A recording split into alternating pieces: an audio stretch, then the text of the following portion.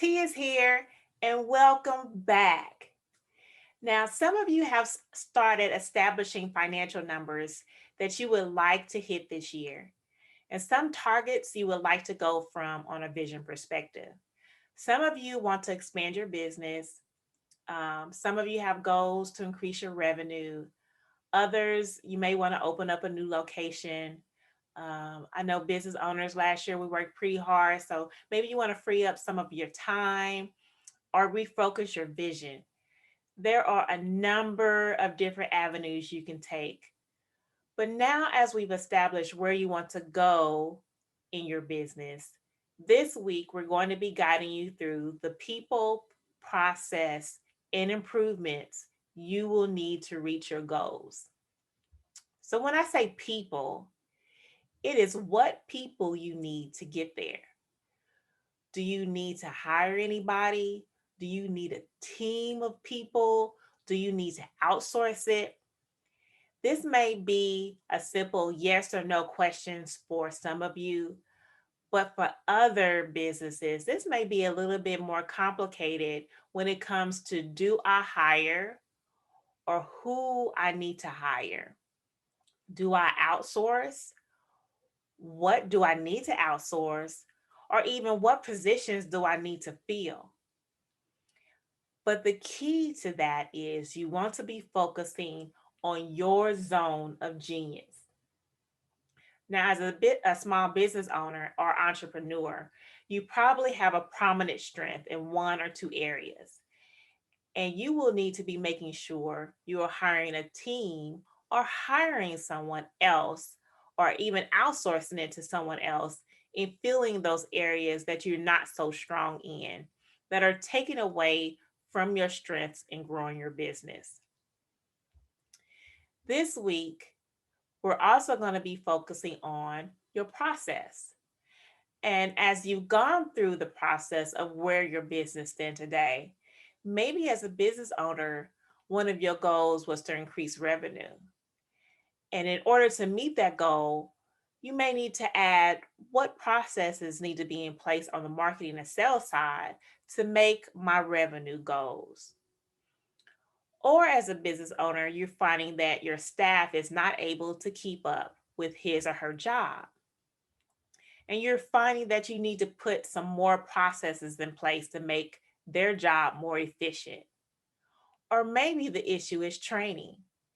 And as a business owner, do I need to have more staff training? Or do I need to be trained as a business owner? Or as a business, you determine during this process that you're talking to a lot of people, but you're not getting clients like you expect. Maybe your message is not clear enough, or you don't have a strategy to funnel enough clients, or even a strategy to retain the clients. So, this week, you should be able to better identify and figure out what inputs you need in terms of your processes. And then, in terms of improvements, I gave an example in prior videos and used a lawn care business. If you are in that type of business, like the landscape lawn care business, maybe you need to purchase some additional equipment, such as a new lawnmower. You may need to upgrade because you're finding that you're spending too much time on maintenance. Or if you're in the retail business, you may need to buy new or upgrade your software because you're finding you are spending a lot of time on manual things such as paperwork or even inventory, where you need to be considering buying or upgrading your software to be more efficient in that area.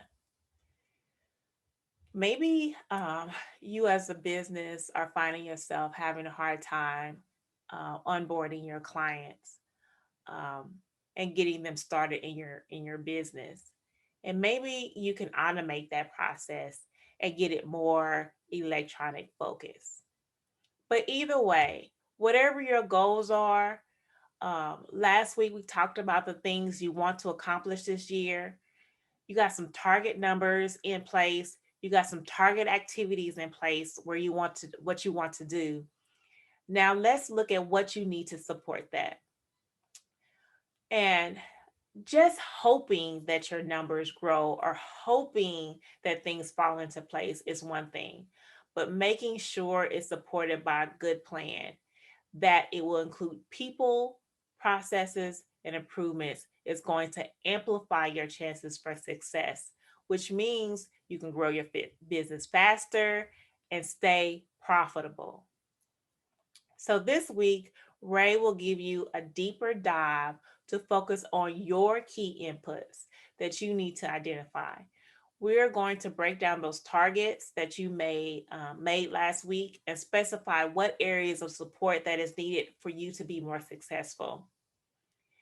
People, processes, and improvements is where we're going to focus. So we're going to run through a couple of examples. And by the end of this, you should have a really, really good support plan for things you want to accomplish in this coming year. So, entrepreneurs, let's get to work. Are you ready to get started in making this year your best year yet? So, I'm ready to get started. Let's get started, Ray. Hi, and welcome back to the Goals and Budgeting micro course. This week I'm going to go into some key inputs, but before we do that, I'm just going to do a quick recap and point out where you should be in this process so far. We started out with a look at where you're currently at, kind of the starting point, and we looked at the financial numbers as well as where you're at in terms of the vision that you had for your business. So that was a good, here's where we've come to this point. This is the starting point for anything going forward. And we did a little bit of a brief analysis on that financially so you could look at some numbers as well. And then we identified some of the things that are going really well, or maybe that didn't go as well as we'd like them to. And again, we looked at it on the financial aspect as well as the more subjective vision aspect of things. And I asked you to create a couple of lists of things that either you're really happy with that are you want to continue going forward and maybe even build upon and make better. We'll call those opportunities. And then some things that maybe aren't going so well that you'd like to solve maybe a problem or make something better that otherwise isn't going well. And then we dug deeper into each one of those items and just kind of peeled back the layers and looked at what the root cause is. And we did that on both the things that are going well and the things that need some improvements. And that helped us identify what the actual problems are or the causal effect of things that are maybe going good. And that's important because then you can start to look at what it is that you need to do, what's the actual area that you need to focus on, either to build those things up that are going well and project them into the future, or solve some of the problems that you maybe identified and identified the root cause of such problems. And then we took a brief pause to introduce the cash planner, which is a continuation of the previous financial statements that we provided, but it's a better tool for projections into the future, and it allows you to adapt a little bit more as we go forward. And that's a really important tool for you and hopefully useful because, let's face it, right now is not the greatest time to try to plan for the coming, months of the year, especially given all the changes that are abound. So you need something that's adaptable and allows you to grow, make some changes, run some scenarios, and that's really what that tool is there for you to do, and hopefully you find it useful. So now it's time to look at those key inputs that are required to help you move forward on the projected path that you have or that you desire. So you started with here's where we're at, dug into the problems and the opportunities and found out exactly what types of things you need to focus on. And now we'll look at what those things are and what needs to be added to your business or taken away in order to make it so that you can project yourself onto that path that you'd like to see yourself go on. So let's take a look at those key inputs. In the context of this discussion, I like to break it into people, process, and improvements. And that should cover a lot of what you're going to need to move forward on that projected path. There may be things that we're not covering, but this is a good place to start. So let's break down each one of those elements and go a little bit deeper into what they mean and how they're going to be helpful for you as you plan and project going forward. Let's start with people. People are usually the most important part of any business, the human resource, right? So this is just a matter of looking at what you need in terms of the human resource to accomplish the things that you've identified you'd like to accomplish, and broke down into the basic elemental stages of here's what needs to actually be focused on. So what people do you need? So when it comes to people, what you're looking at here is, do you need to hire anybody? Is there, a position that needs to be filled so that you can identify, tackle those problems that you've identified or those opportunities that you've identified? Or could you outsource it? Or is that the better way to go? Maybe it's outsource and then hire somebody. But identifying, at least the wish list of here's what if in the ideal scenario, so that I could take advantage of the opportunities that I identified and fix the problems that I identified. These are the people positions that I would need to fill. The other thing you can look at it, and when it comes to people, is is there anybody that I need to train? Is there a lack of training, and is that why we're hitting bottlenecks in certain areas? And some of these things will overlap between people, process, and improvement. But maybe there's something we need to do in terms of training that will allow somebody to take up the slack so that I can go do the things that I need to do. But it's just a matter of making that list and saying, okay, these are the positions that I ideally would have filled, and these are the ways that I would do that by either hiring or outsourcing or training, and get a good comprehensive list of the human resource needs that your business has in order to hit your projected goals. And the next one is process. And when you look at process, it's really a matter of, analyzing how you're doing things, maybe picking it apart and seeing if there's a better way to do those things. Some things are going to be financial aspects, some things are not. There might be just a matter of we need to get together and get the team on the same page, or I need to organize myself better and do some time management. So there might be some non-financial elements to that, or maybe there's some financial elements like, in order to get this accomplished, this process is going to require more people, or it's going to require a different skill set than we currently have. And the other thing is it may require some sort of inputs that are going to fall into the improvement category, like we need a new workstation set up, or we need more technology or more software, something that will help the process along. But it's a matter of looking at your flow from new client acquisition all the way through to a satisfied wonderful sales experience or customer experience. So just looking at that progression, whatever it is that your business focuses on, from point A to point, Z, what is it that we're doing in the process in between, and is there anything that could be tweaked or that should be tweaked? Because typically there's going to be. That step is typically done better in a group setting. If you have a number of different people that are involved in your business and you get some ideas and you can do some brainstorming and figure out what it is that needs to be done, from a number of different points of view. But if you don't have that, that's fine. You can always sit and analyze a system on your own too, if you're a one-man shop or a one-person business. And then the third area of key inputs is improvements. And this could take on a lot of different forms depending on what it is that you do. But here you want to think about things like, smaller things like software updates, hardware upgrades, technological point of view, but also, things like equipment. If you're an equipment-based business that has, a lot of equipment that, allows you to do your delivery of what it is that you're offering to your clients, then is there equipment upgrades or something that's going to make life a little easier? Maybe it's even locations that are going to be expanding. So we're looking at a broad scope of things here when it comes to improvements, and it's going to be very specific based on whatever business you run.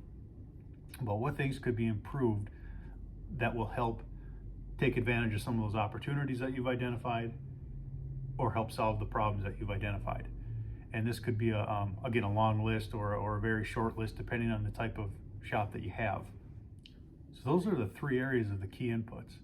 And when you tackle this and you start going through and making your list of what fits for you, do it from a dreamer's aspect first. So my ideal, my dream, my pie in the sky, this is what I'd like to see happen. Because there's going to be financial resource constraints, but we're going to tackle that next by looking at the cash planner and putting some numbers in there and seeing what actually works and what doesn't work. But this is where you need to open up a little bit and dream. This is where vision begins. I'm sure you've heard the quote before that, a vision without a plan is just a dream. Well, you need to start with a dream then. So you dream big, and then you put the plan behind it, and you got yourself your vision. So right now you're doing a little bit of dreaming. You've done some thought already, so you kind of have some pinpointed ideas, but you need to dream. Act as though financial resources are not a constraint for a moment, and just put down on paper, what people would you have in place? What process would you change? What improvements would you make in your ideal world? And then we'll go and we'll look at the cash planner and start typing in some numbers. You'll have to do a little research. If you're going to hire an employee, you got to figure out what the salary would be. If you're going to invest in some new software or technology, you're going to need to go find out the pricing on that. But then you can go put it in your cash planner and see how that works for you. Does it work? Does it stand the test of time? So if we look at these three areas of key inputs, people are typically going to take some sort of financial resource to acquire or to improve. The human resource aspect of it is going to have some sort of financial resource as well tied to it. Now, it could just be that, people need to feel more as a team, or they need to understand more of the vision of where things are going. So that could just be, a matter of doing some team meetings or having some regular intervals that you get together and talk about, the bigger picture, and, maybe even the smaller details of what's working, what's not working. So people could be, outside of the financial realm, but a lot of that's, if you need to add people, outsource, or train, that's going to cost some, take some financial resources. And then when it comes to process, a lot of that could also be, an expensive training, or it could bleed over into adding people or improvements. So a lot of process could just be talking things through, meeting regularly to make sure everybody's on the same page and, moving in unison towards the goal. And then improvements are typically going to have a financial resource attached to them, something that you need to purchase to make, life easier in your business, or help the process along, or help the people along. So if you focus on those three key inputs, it should uncover most of the things that you've unearthed as either opportunities or problems as a way to solve them. And there may be things outside of that realm, but we're limited in scope as to what we can cover. So then once you've identified these key inputs, and you've done it from an aspect of, here's my ideal, my dream, these are the people I'd have in place, the positions I'd have filled, the processes, the technology, the physical assets and things that would be ideal in my world. Well, now you got to look at, okay, what are the financial constraints on that? And then it's a matter of, digging through and looking at the cost of this stuff. So what does it cost to get an employee in place or to outsource? And you can do some simple searches by doing that. PayScale has a good, fairly accurate number when it comes to typing in a position and figuring out how much it's going to cost to get such an employee. You can look at, Shops and Business Services to see what it would cost to do some outsourcing. Look at different training programs.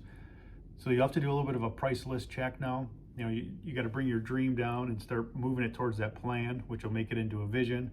And you got to do that by looking at the financial constraints.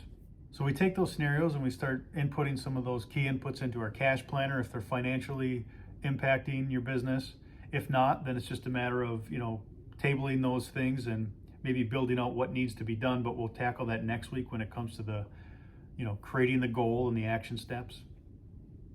But the things that are going to have a financial impact, you got to go get a number and go put them in your cash planner and start playing with some of those numbers again to see if it's going to work, and then run some different scenarios.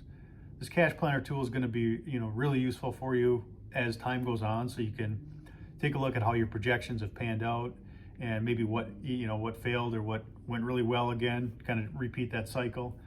But from this point of view and right now, you're going to want to take and start putting some numbers in. So if it's a new hire, put in the salary and see how that does, based on your cash flow over the next 12 months.